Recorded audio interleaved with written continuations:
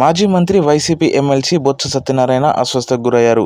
YCP ఆధ్వర్యంలో ఇవాళ రాష్ట్ర వ్యాప్తంగా వెన్నుపోటు దినం కార్యక్రమం నిర్వహిస్తున్న విషయం తెలిసిందే. చీపురుపల్లిలో నిర్వహించిన ఈ కార్యక్రమంలో బొత్స సత్యనారాయణ పాల్గొన్నారు. అయితే ర్యాలీ అనంతరం వేదికపై ఉండగా వడదెబ్బతో సొమ్మసిల్లిపోయారు.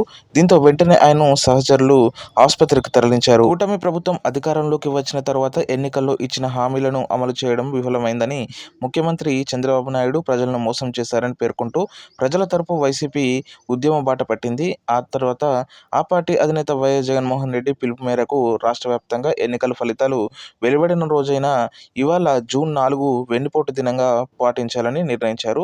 రాష్ట్ర వ్యాప్తంగా వైసీపీ నేతలు వెన్నుపోటు దినం కార్యక్రమాన్ని నిర్వహిస్తున్నారు. వెన్నుపోటు ఆందోళనలో పాల్గొన్న బొత్స వేదికపై మాట్లాడుతూ ఒక్కసారిగా కుప్పకూలిపోయారు. కార్యకర్తలు వెంటనే ఆయన్ని గరివిడి ఆసుపత్రిలో తరలించారు.